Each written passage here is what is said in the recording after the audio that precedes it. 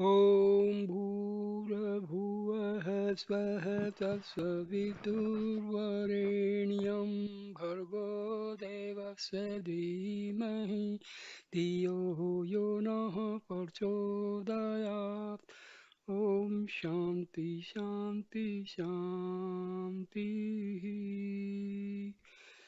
Namaskar, my dear friends. So, I am starting my third video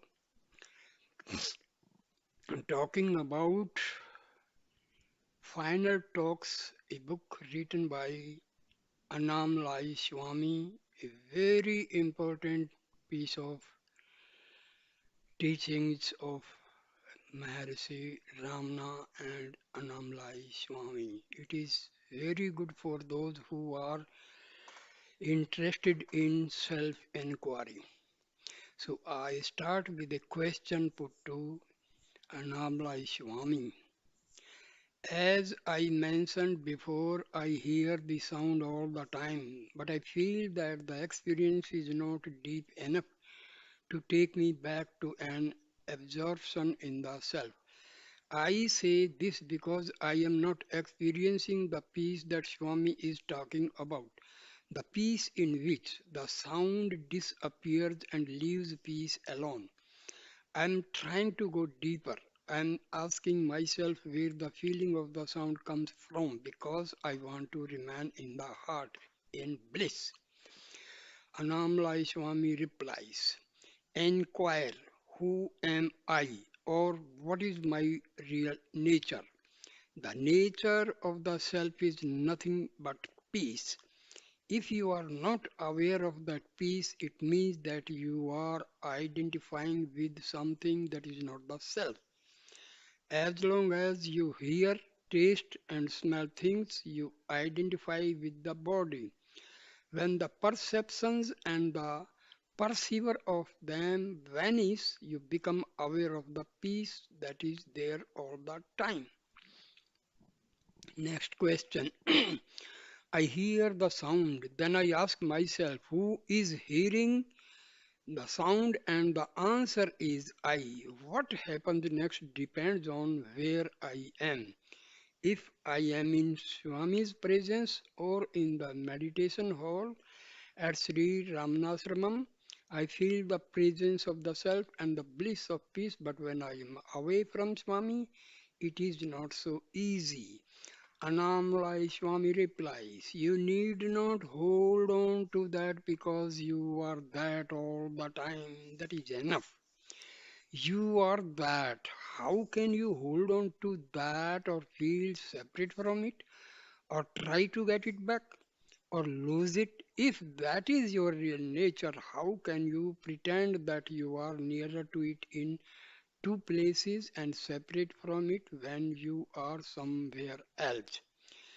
Question put to Annamalai Swami. I have the experience of that with Swami, but I do not know have that experience when I am away from him. This is definitely my experience, so I do not really understand what you are telling me. Annamalai Swami replies, Your understanding or your lack of it does not affect the truth of what I am saying. You are that. See who you are, and there will be nothing obstructing the experience of the you are. That means you are the soul, the reality. Question. I still say I see who I am when I am near Swami. When I am away from him, I can remember it as a fact, but it is not my direct experience. Ramlai Swami says, replies, This is because you identify with your body and your mind. Your mind is making you believe that a certain experience can only happen when you are in a particular place. Give up this identification and you will find that the self is everywhere.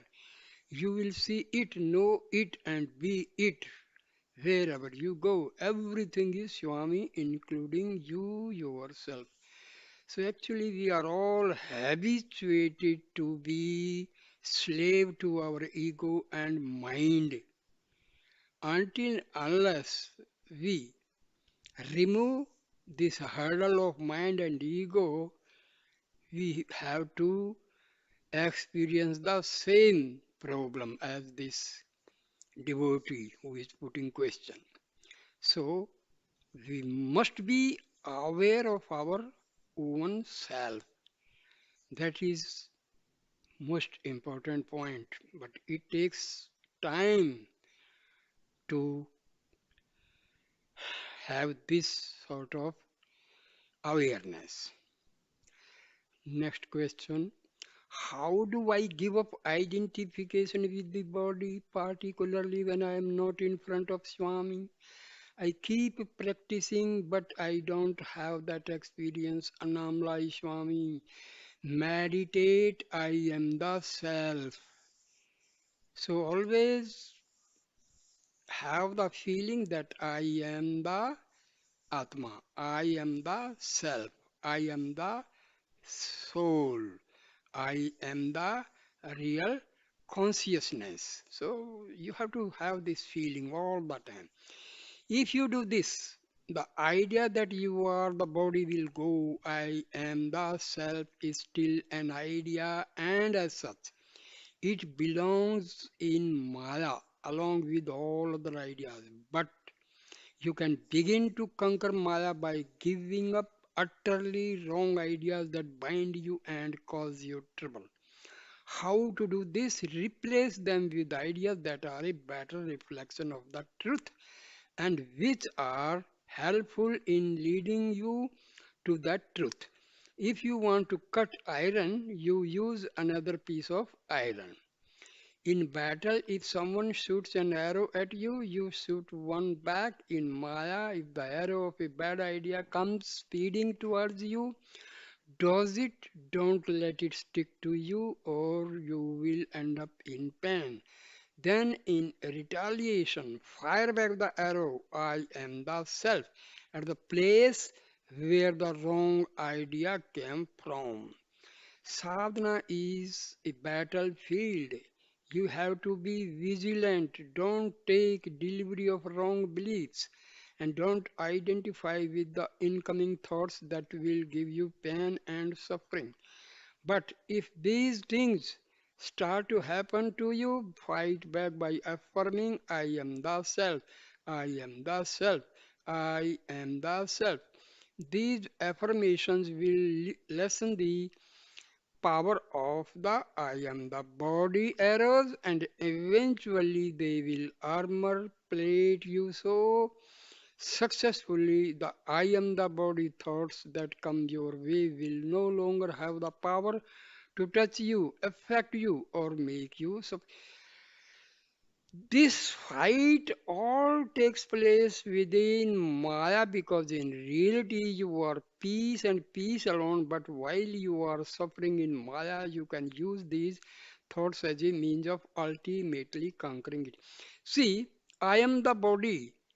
Consciously, you may not know, but in the subconscious mind, this this is, embedded completely in our subconscious mind in a very subtle way without our knowing.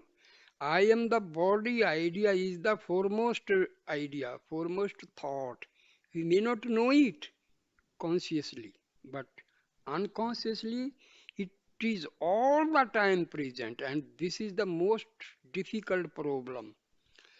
Next question. To remain as myself, to have this awareness, I am the self, is it enough that I merely hear the sound because I do hear it everywhere? Annamalai Swami. If it is constant, it will be enough. If you don't forget your real self, that will be enough. Your real self is everything, not an atom exists apart from the self. You, the real you, the self are all inclusive. When I say give up your identification with the I am the body idea, I do not mean that you are not the body. I mean that you should give up the idea that you are only the body. You are all bodies, all things, all creation, but paradoxically, this knowledge will not come to you unless you give up identifying with particular objects such as I am the body and limiting the thoughts such as I am so and so called. When you have given up all thoughts, all identification, the true knowledge suddenly dawns on you. I am the unmanifest self and I am also the whole of manifestation. So, I tell people this physical body is not you. The mind is not you. Go beyond them to see what is really behind them. This is done to make people give up their incorrect limiting ideas so they can have a direct experience of what is truly real. I'm asking people to be aware of the rope of reality instead of being confounded and led astray by the mental illusion of the snake. Question. This I thought seems to vibrate at the same speed as the sound and the feeling of I. So when I think I, it reminds me of the sound. This seems to happen by itself. But afterwards, I need to think I to remind me of this vibration that is going on. Annamalai Swami replies, since you forget your real self, the only way is to go back to your real self. If you keep the light on all the time, darkness cannot enter your room. Even if you open the door and invite it to come in, it cannot enter. Darkness is just an absence of light. In the same way, mind is just a self-inflicted area of darkness in which the light of the self has been deliberately shut out. You live in the darkness by insisting on believing ideas that have no validity, and you live in the light of the self when you have given up all ideas, both good and bad. Question put to Annamalai Swami. So, you are saying that believing that I am a body and a particular person is purely imagination, or better still, a bad habit that I should try to get rid of. Annamalai Swami replies, correct. This habit has become very strong because you have reinforced and strengthened it over many lifetimes. This will go if you meditate on your real self. The habit will melt away like ice becoming water. Next question. Bhagwan once remarked that free will is non existent, that all our activities are predetermined, and that our only real choice is either to identify with the body that is performing the actions or with the underlying self in which the body appears. Someone once said to him, if I drop this fan, will that be an act that has always been destined to happen in this moment? And Bhagwan replied, it will be a predestined act. I assume that these predestined acts are all ordained by God, and that as a consequence, nothing happens that is not God's will, because we as individuals have no power to deviate from God's ordained script. A question arises out of this, if I remember the self, is this God's will? And if I forget to remember at a certain moment, is this also God's will? Or taking my own case, if I make an effort to listen to sound I, is this God's will or is it individual effort? Annamalai Swami replies, forgetfulness of the self happens because of non-enquiry. So I say, remove the forgetfulness through enquiry. Forgetfulness or non-forgetfulness is not a part of your destiny. It is something you can choose from moment to moment. That is what Bhagwan said. He said that you have the freedom either to identify with the body and its activities, and in doing so forget the self, or you can identify with the self and have the understanding that the body is performing its predestined activities animated and sustained by the power of the self. If you have an oil lamp and you forget to put oil in it, the light goes out. It was your forgetfulness and your lack of vigilance that caused the light to go out. Your thoughts were elsewhere, they were not on tending the lamp. In every moment, you only have one real choice: to be aware of the self or to identify with the body and the mind. If you chose the latter course, don't blame God or God's will or predestination. God did not make you forget the self. You yourself are making that choice every second of your life. Annamalai Swami. A question put to Annamalai Swami. In Swami's book, someone asked him, I am making decisions, but I don't feel that I am making these decisions. It is just my destiny or divine will. You answered him by saying that this was correct, but now you are saying that whether or not one does self inquiry is nothing to do with destiny at all. Annamalai Swami, the self is always present.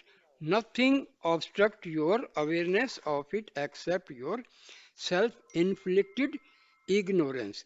Our efforts, our sadhana are directed towards removing this ignorance.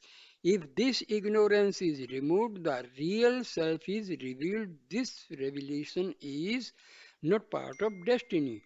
Only the other bodily activities are destined. Okay. Next question. So my inner life is my own responsibility. I cannot blame Bhagwan if I am not remembering myself. Annamalai Swami replies, Bhagwan is always present inside you and in front of you. If you don't cover the vision of Bhagwan with your ego, that will be enough. The ego is the I am the body idea. Remove this idea and you shine as the self. That is the only thing you need to do in this life. The various events of your life, all the things that are going to happen to you, they are all destined. If you don't want them to happen, they will still occur even if you try to avoid them. And if you want things that are not in your destiny, they won't come to you. There is no point worrying about the outer events of your life because you can exercise no control over these destined activities. Your responsibility in this life is to see who you are, not to rewrite your life script. Next question. I can therefore blame God, destiny, or Bhagwan for everything that happens to me in this world.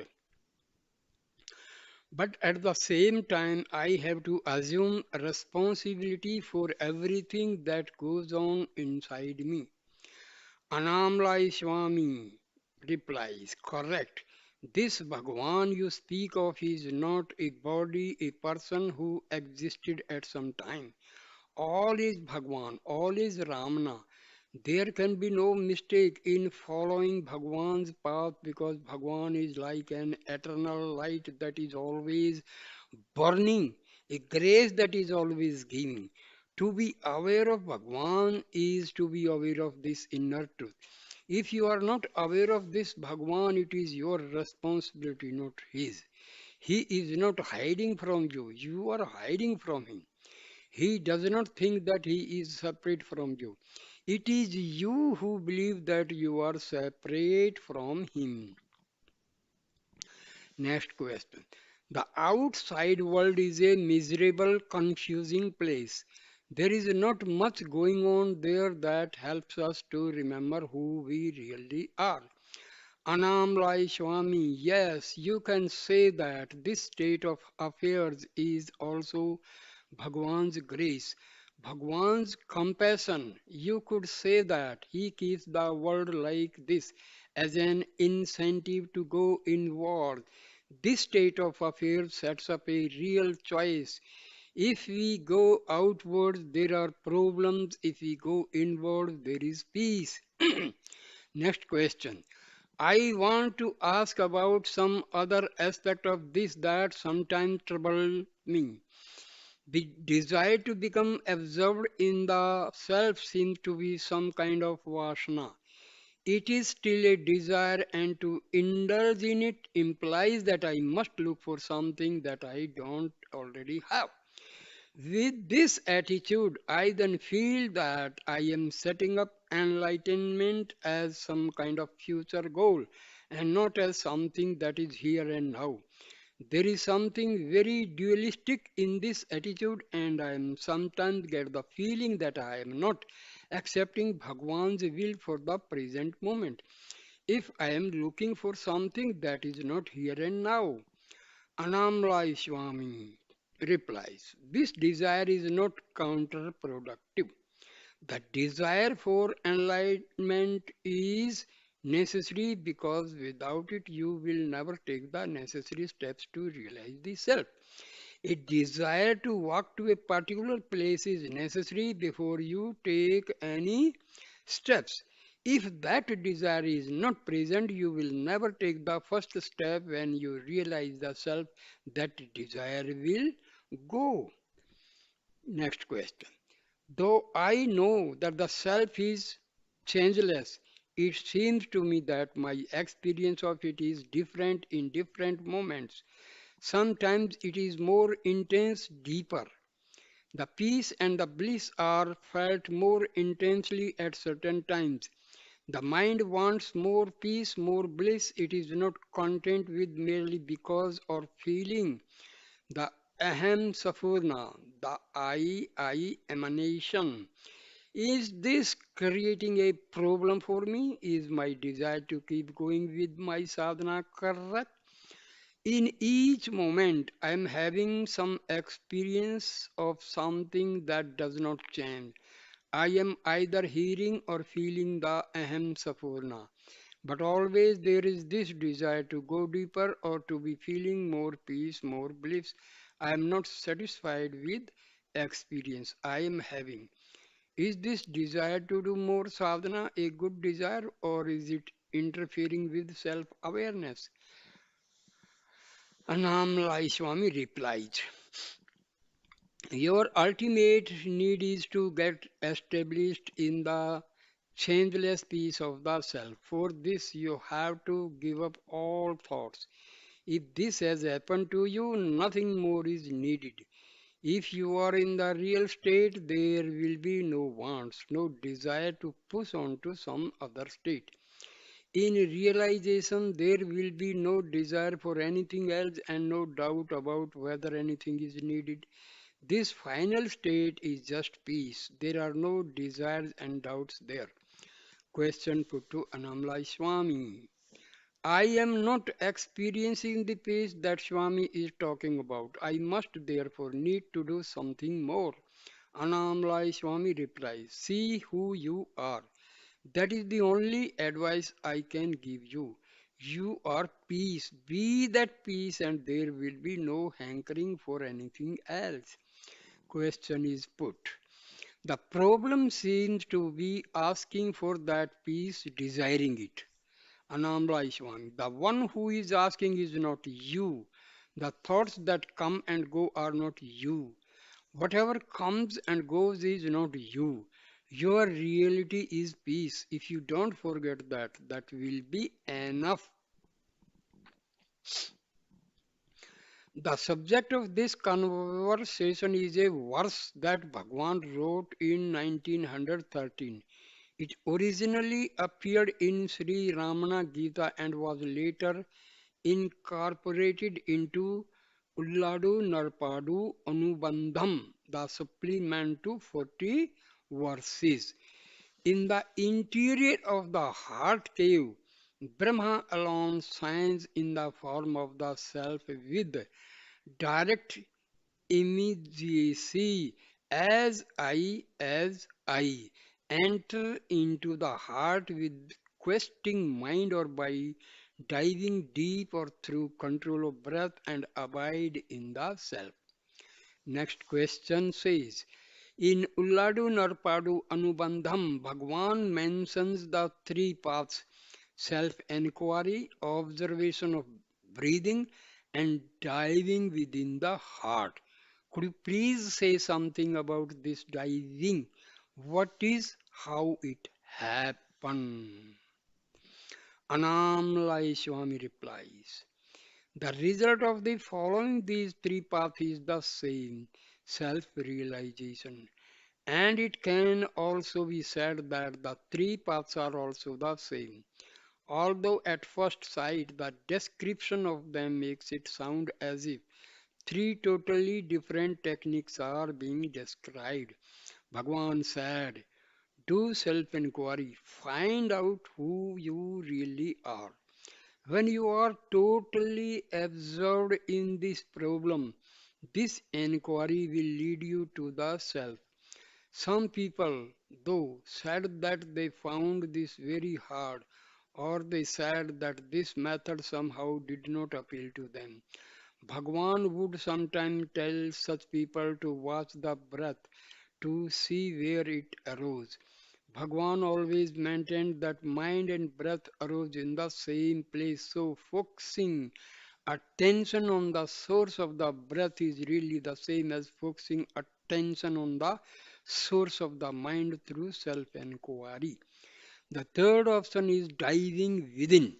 This is not a separate path, it is just another description of what happens when you follow self inquiry or when you find the source of the breath through intense observation.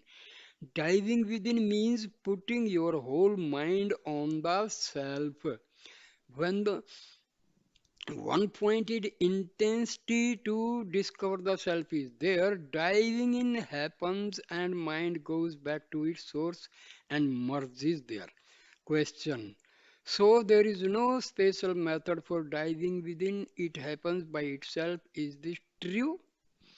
Annamalai Swami says, it does not happen by itself.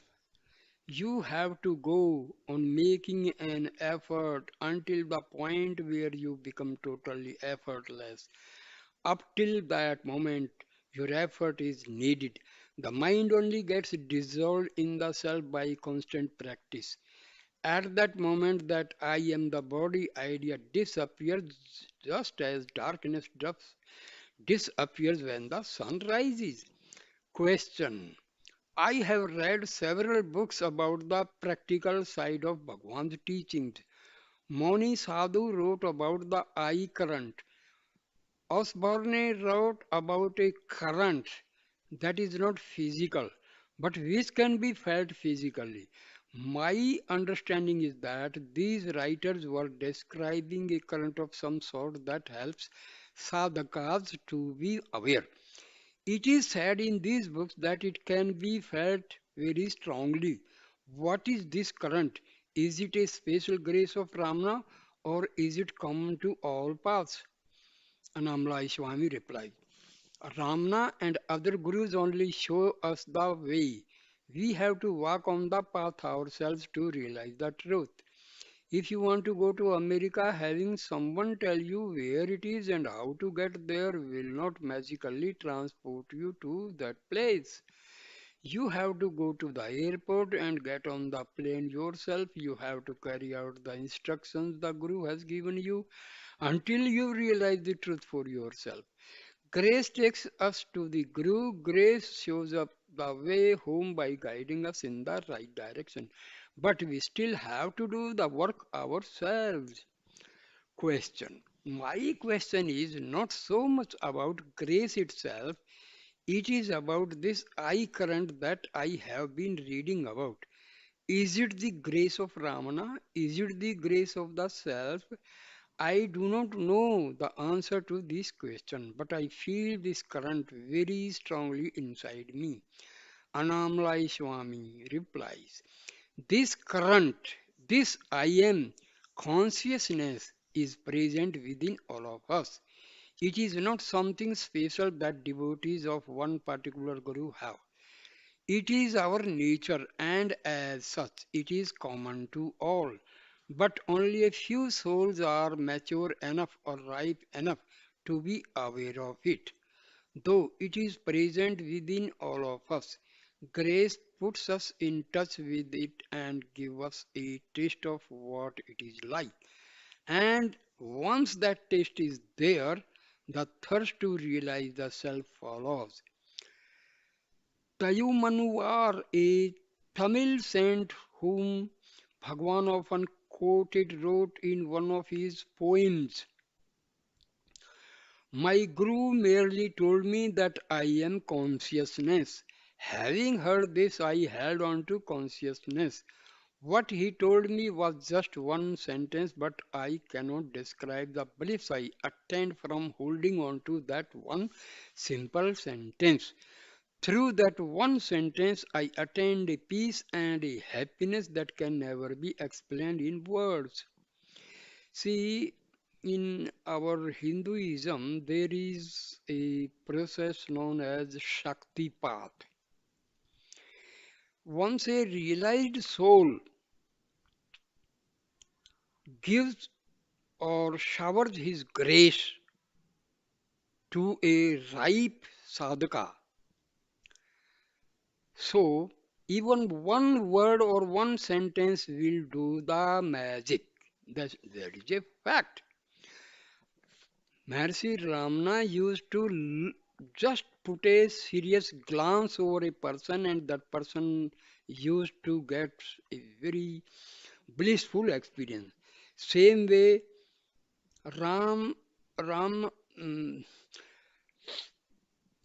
Paramahamsa Ramakrishna used to do the same thing. He used to touch a ripe soul, and that person would get bliss, and sometime his Kundalini Jagaran may occur.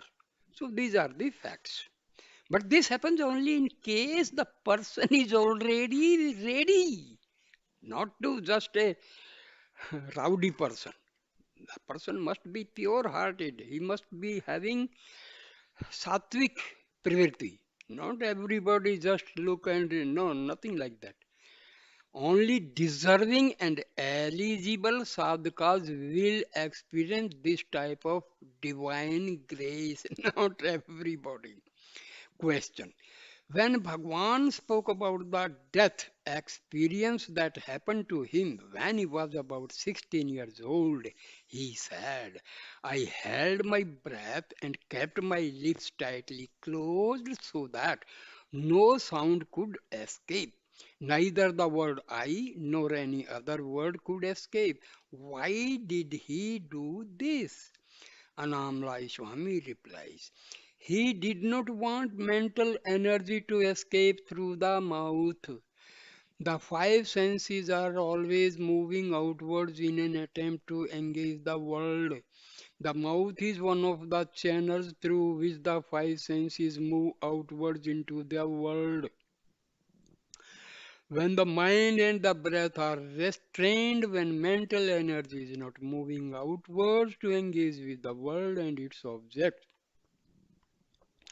the mind starts to go back to its source. At 16, Bhagwan may not have known this, but this is effectively what happened.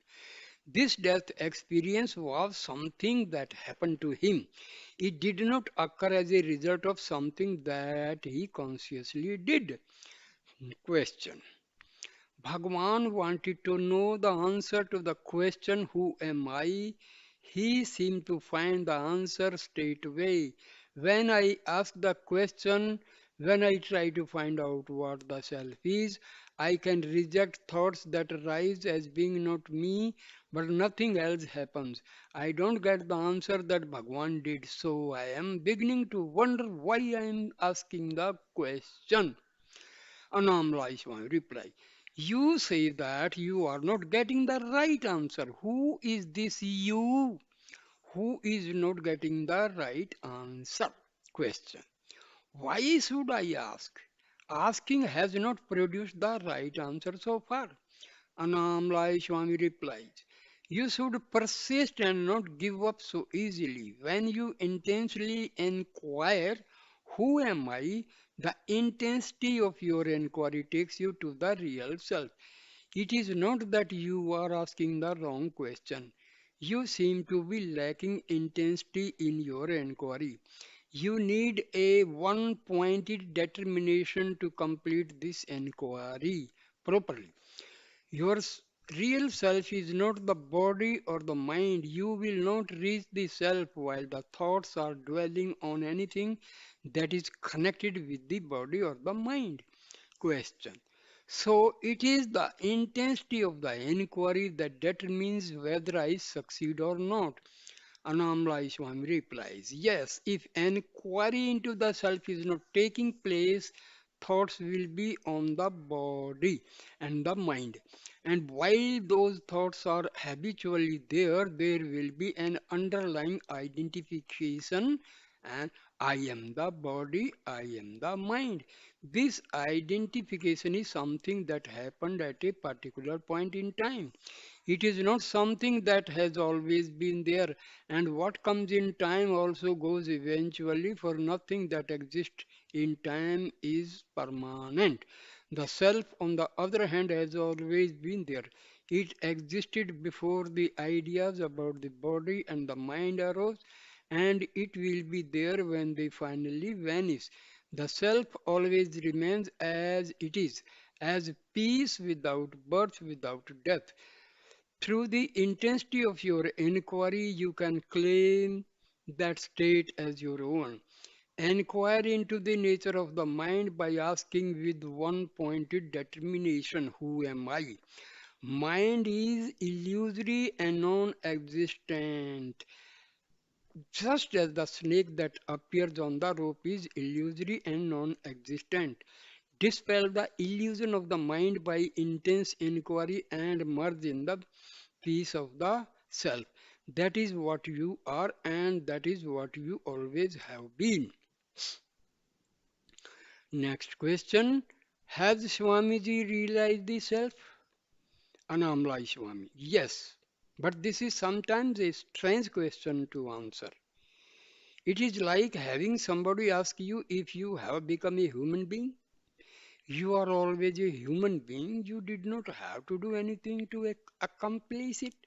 You are self evidently a human being, so much so it is strange to field questions about it. Question. It is not self evident to me. Annamalai Swami replies. Then find out who you are. Question.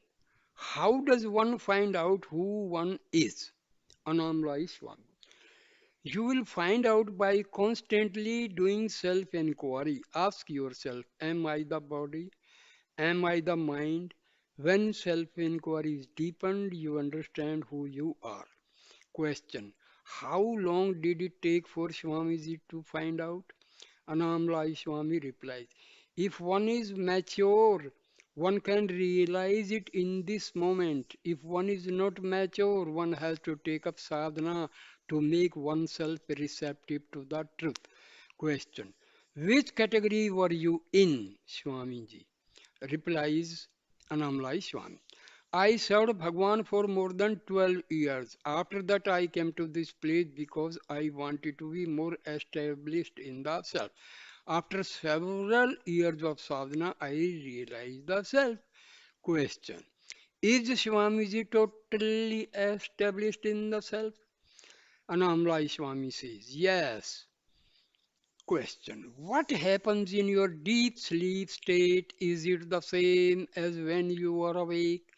Annamalai Swami replies, yes. Question. I have heard that when people came close to Ramana Maharshi, they could feel a penetrating peace. As I sit here in the presence of Swamiji, I feel nothing. Why is this? Annamalai Swami replied. Not everyone felt peace in Bhagwan's presence. Madhava Swami served Bhagwan as his personal attendant for many years, but he claimed he felt no peace there. He used to have the same complaint as you. In his later days, he would say people are saying that whenever they are in the presence of Bhagwan, they feel tremendous peace. But when I go inside Bhagwan's hall, it is like hell for me. I am telling you this because the answer to your question is whether you feel peace or not in a jnani's presence depends on your maturity. People who are mature are sensitive to the Jnani's presence. Such people will immediately experience peace when they come into the presence of a Jnani. Others have to wait. Birds that are ready to bloom open when the sun's rays falls on them. Those that are not ready have to wait. Question. In other words, is it because of my immaturity that I am not able to feel peace in the presence of Swamiji? Annamalai Swami replies, don't make this kind of judgment about yourself. Don't think that you are not mature. If you hold on to this kind of thought, this will be a hindrance to your realization because the truth is already within you. Question. But Swamiji just said that if a person were mature, he would be able to feel peace in the presence of a realized soul. Annamalai Swami replies, maturity and immaturity belong to the mind. You are not the mind, you are already the self. Question. Are there differences in degree of realization of the self? For example, Ramana was widely acclaimed as a Sadguru. Is your understanding the same as Ramana's? Annamalai Swami replies, you see a big lamp before you. Your own lamp is unlit. So you bring your lamp to the lamp which is already burning. And when you go away from that lamp, you have your own lamp, your own light. Wherever you go from that point on, the light is with you. The state of jnana is the same for all.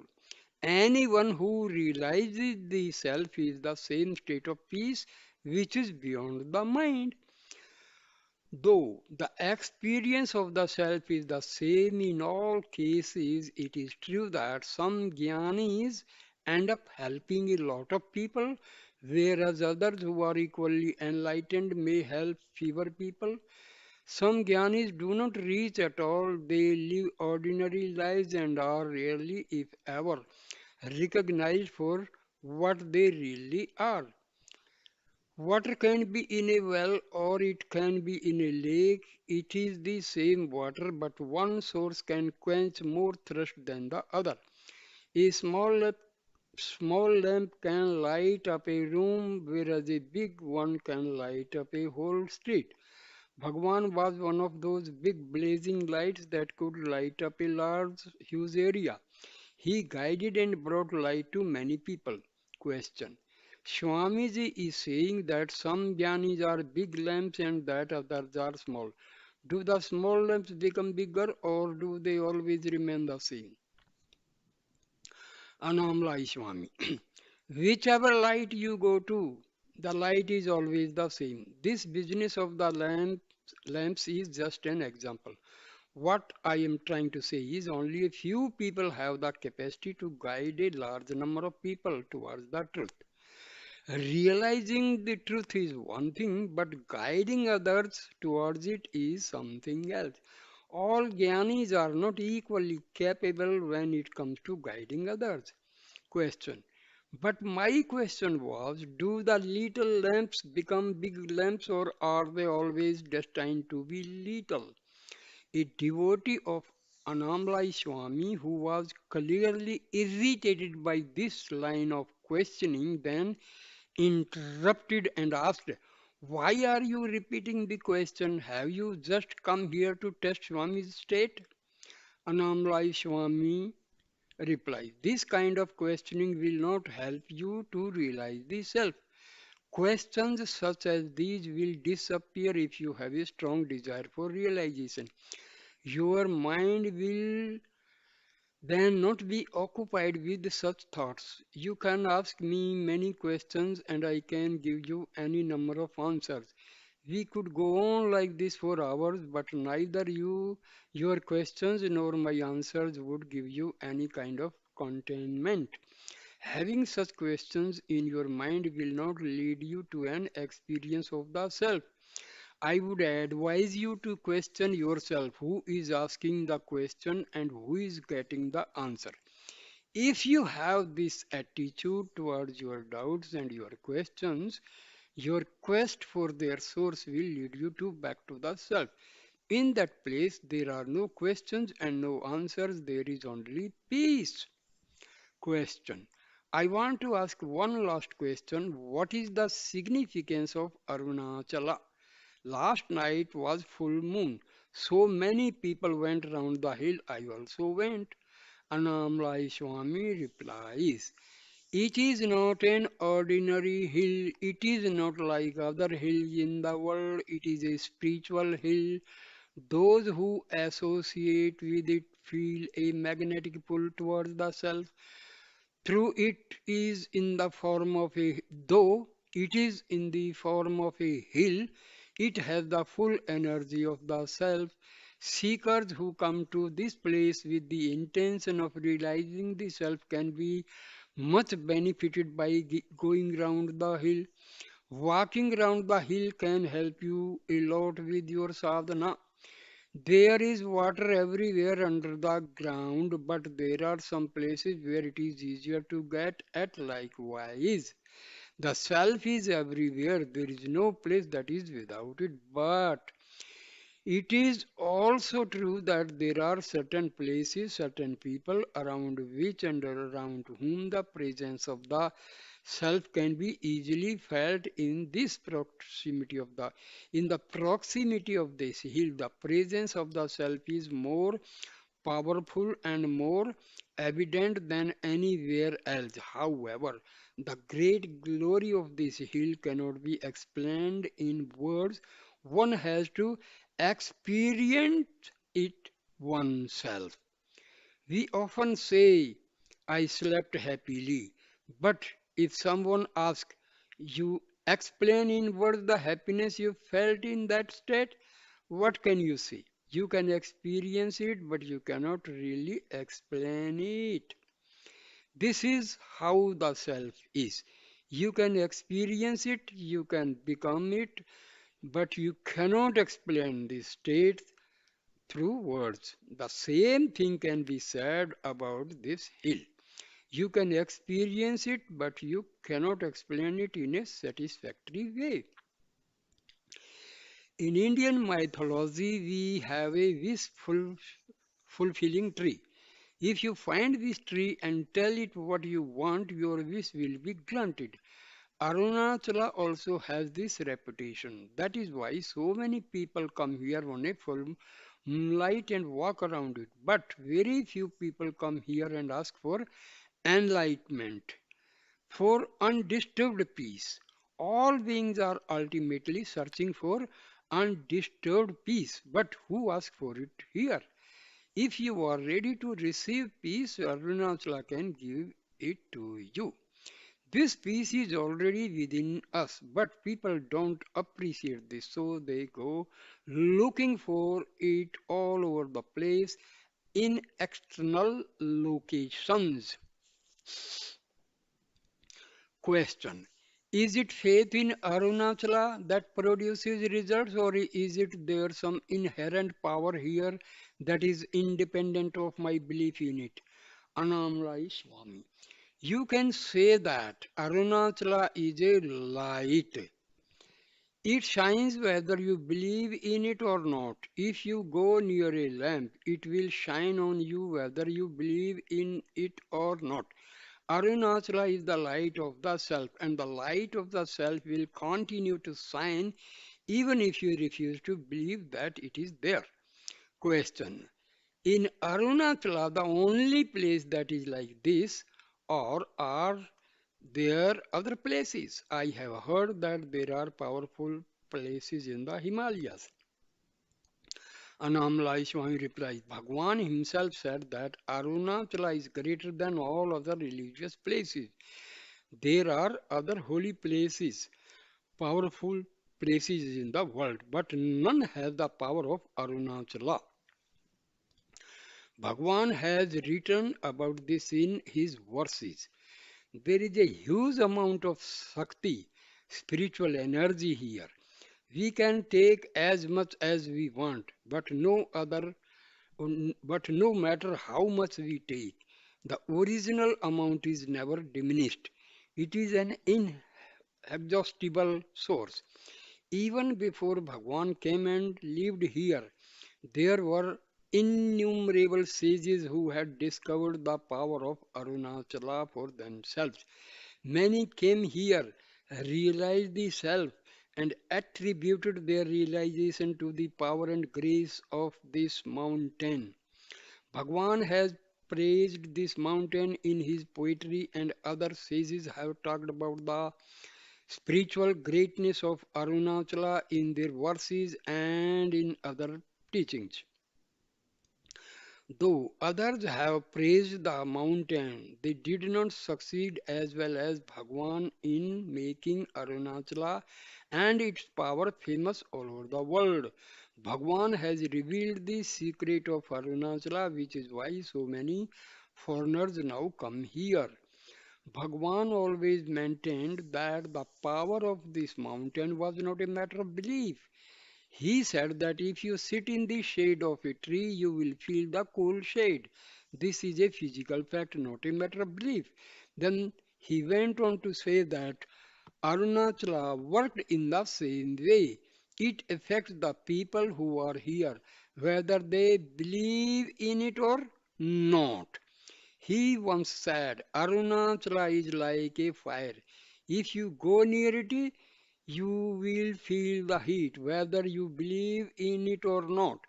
I also heard him say once, if you go round this hill, it will give you its grace even if you don't want it. Question. I read somewhere that Bhagwan said that Gyanis have the power to link the individual mind to the Supreme Self. Annamalai Swami. Yes, a big ship can carry many people to the other side of the ocean, and a small ship can carry only a few people. Question. And some Gyanis don't carry anywhere at all. Annamalai Swami. These Gyanis who don't have disciples don't appear to be helping anyone. But their power, the power of their realization, is having a beneficial effect on all beings. It is true, though, that some Gyanis pass away without teaching anyone directly. Lakshmi, the cow, and the Bhagwan's mother are examples of this. Bhagwan once said that one Gyani living on this earth is a tremendous help to all people. Annamalai Swami, yes, yes. Question. I want to ask Swamiji about his own experience. Was his own experience a single event, an explosion of knowledge, or did it happen more gradually in a more subtle way? Annamalai Swami replies, it was my experience that though through continuous sadhana I gradually relaxed into the self. It was a gradual process. Question. So it is not necessarily something that happens with a big bang. Annamalai Swami replies, it is not something new that suddenly comes. It is eternally there, but it is covered by so much. It has to be rediscovered. Question. But do some people explode into that? I was with a man this morning who claimed to be realized. He came here. Do you remember him? He said he had an experience of exploding into it and that the experience of the self, he says, stayed with him ever since 1982. Annamalai Swami replies, laughing. If he says, I don't know myself, or if he claims I have known myself, both are statements to laugh at. Because you are that. You can be that, but there is nothing to say about it. If somebody says, I am a jnani, I am an enlightened person, then who is claiming that? Question. Yes, exactly, very good. Can I ask another question about my inquiry? I have been having small little glimpses, especially during sleep, of having no thoughts. There have been other glimpses in the most unlikely places. In Lucknow, which is a big city, with people yelling and screaming everywhere. I was cycling down a crowded street when I suddenly felt the peace of the self that was underlying everything. I could feel the self, or at least it was an experience that I thought I must have been the self. There was a stillness and a silence in the midst of these utterly chaotic conditions. At other times, the pendulum swings the other way, and I feel completely lost in my mental world and in the chaotic outside world. I feel a little confusion about the process and the techniques of self inquiry, so much so I have to go back to reading Ramana's teachings on the subject again and again until the confusion leaves me. I would like Swami's comments on this. I know that there is nothing new that I can say about it. I know that I have to continue with self inquiry. Annamalai Swami replies, constant meditation is the only way. If you bring the light into your room, the darkness immediately goes away. You have to see that the light is not put out. It has to be continuously burning so that there is no darkness.